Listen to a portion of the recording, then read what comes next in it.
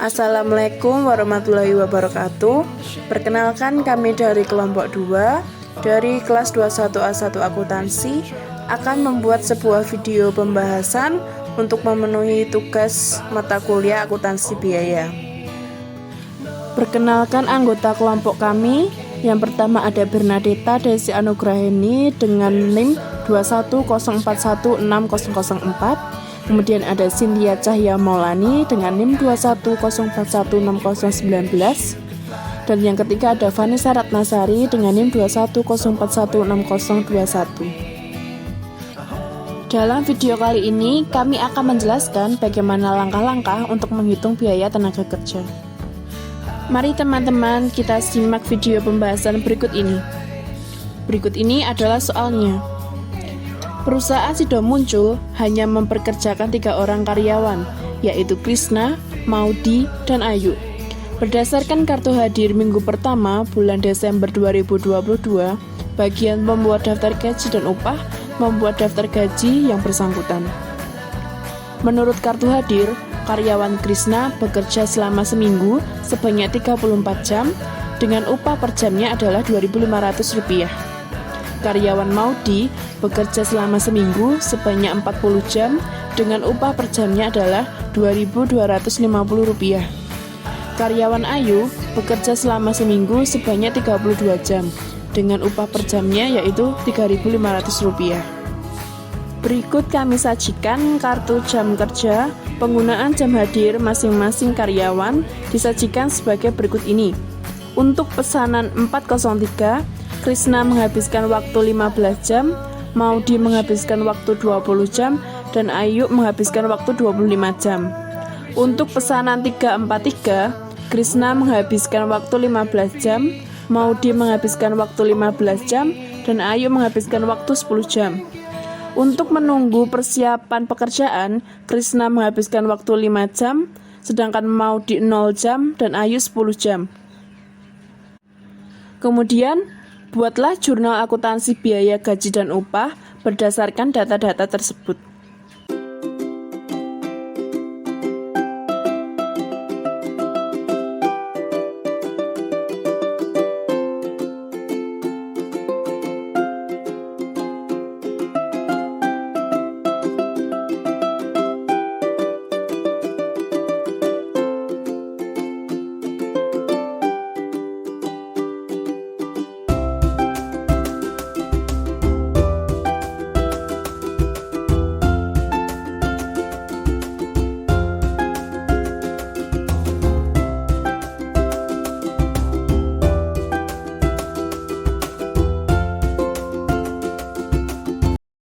Berikut adalah pembahasannya. Langkah yang pertama adalah kita membuat tabel biaya bahan baku minggu ke-1 Desember 2022 yang berisikan tentang distribusi biaya tenaga kerja masing-masing karyawan yang dibebankan sebagai BTKL. Yang pertama, kita akan menghitung jumlah upah dari karyawan Krisna. Untuk pesanan 403, karyawan Krisna menghabiskan waktu 15 jam. Dan dihargai setiap jamnya yaitu Rp2.500, maka didapatkan 15 dikali 2.500 adalah Rp37.500. Sedangkan untuk pesanan 343, karyawan Krisna menghabiskan waktu 15 jam dan setiap jamnya dihargai Rp2.500, maka didapatkan Rp37.500. Dan yang dibebankan sebagai BOP, Saudara Krisna menghabiskan 5 jam dan setiap jamnya dihargai Rp2.500, maka didapatkan Rp12.500. Jadi jumlah upah minggu pertama 1 Desember 2022 milik karyawan Krisna adalah Rp37.500 ditambah Rp37.500 ditambahkan Rp12.500 didapatkan hasil Rp87.500. Kemudian karyawan yang kedua yaitu Maudi. Untuk pesanan 403, Maudi menghabiskan waktu 20 jam. Setiap jamnya dihargai Rp2.250, sehingga didapatkan hasil 20 dikali Rp2.250 adalah Rp45.000. Untuk pesanan 343, Maudi menghabiskan waktu 15 jam dan setiap jamnya dihargai Rp2.250, maka didapatkan hasil Rp33.750 dan yang dibebankan sebagai BOP adalah 0, maka hasilnya adalah 0.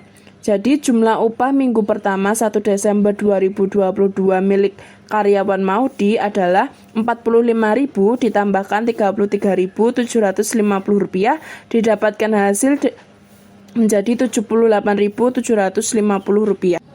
Dan karyawan yang ketiga adalah karyawan Ayu. Untuk pesanan 403, Ayu menghabiskan waktu selama 25 jam dan setiap jamnya dihargai sebesar Rp3.500. Maka didapatkan hasil 25 dikali 3.500 adalah Rp87.500. Untuk pesanan 343, Ayu menghabiskan waktu sebesar 10 jam dan setiap jamnya dihargai Rp3.500. Maka didapatkan hasil Rp35.000. Untuk yang dibebankan sebagai BOP, Ayu menghabiskan waktu selama 10 jam dan setiap jamnya dihargai Rp3.500, maka hasilnya adalah Rp35.000.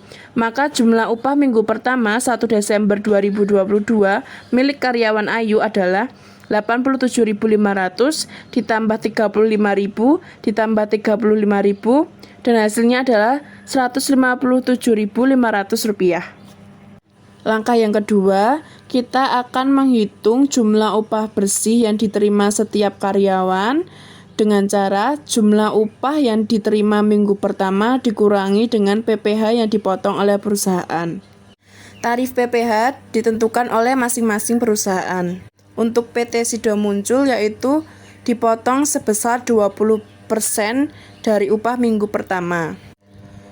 Untuk karyawan Krishna dipotong sebesar Rp19.500 dan karyawan Maudi Rp15.750 dan karyawan Ayu dipotong sebesar Rp31.500. Jadi jumlah upah bersih yang diterima karyawan Krishna adalah Rp70.000, karyawan Maudi sebesar Rp63.000 dan karyawan Ayu sebesar Rp126.000. Langkah yang ketiga, atas dasar rekapitulasi gaji dan upah tersebut, kita akan membuat jurnal sebagai berikut ini. Yang pertama, kita akan mendebit barang dalam proses BTK dan juga mendebit biaya overhead pabrik dan mengkredit gaji dan upah. Barang dalam proses BTK didapatkan dengan cara menjumlah BTKL untuk pesanan masing-masing karyawan.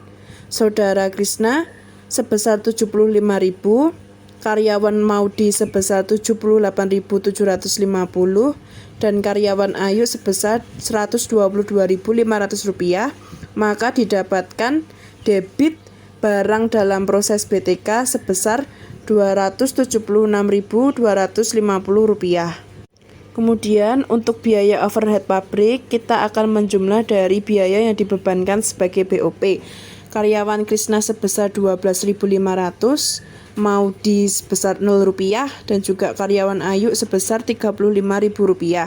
Maka didapatkan biaya overhead pabrik debit sebesar Rp47.500. Kemudian kita akan mengkredit akun gaji dan upah sebesar Rp323.750 yang didapatkan dari Rp276.250 ditambah dengan Rp47.500. Langkah selanjutnya, kita akan membuat jurnal atas dasar bukti kas keluar dengan cara mendebit rekening gaji dan upah, mengkredit rekening utang PPh karyawan, dan mengkredit rekening utang gaji dan upah. Rekening gaji dan upah didapatkan dengan cara menjumlah upah masing-masing karyawan pada minggu pertama 1 Desember 2022. Karyawan Krishna sebesar Rp87.500, karyawan Maudi sebesar Rp78.750, karyawan Ayu sebesar Rp157.500. Maka didapatkan jumlah debit yaitu sebesar Rp323.750. Kredit utang PPh karyawan didapatkan dengan cara menjumlah utang PPh masing-masing karyawan. karyawan Krisna sebesar Rp19.500, karyawan Maudi sebesar Rp15.750, dan karyawan Ayu sebesar Rp31.500. Maka didapatkan kredit utang PPh karyawan sebesar Rp64.750. Kredit utang gaji dan upah didapatkan dari hasil pengurangan antara gaji dan upah dan utang PPh karyawan. Debit Rp323.750 dikurangi dengan kredit Rp64.750, maka didapatkan hasil kredit utang gaji dan upah yaitu Rp259.000. Langkah selanjutnya, kita akan membuat jurnal atas dasar daftar gaji dan upah yang telah ditandatangani oleh karyawan dengan mendebit rekening utang gaji dan upah dan mengkredit rekening kas.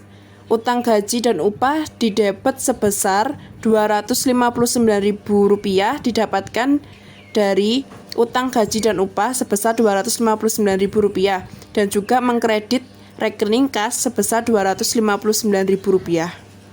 Langkah yang terakhir, kita akan membuat jurnal atas dasar penyetoran PPh karyawan ke kantor perbendaharaan negara dengan cara mendebit utang PPh karyawan dan juga mengkredit rekening kas.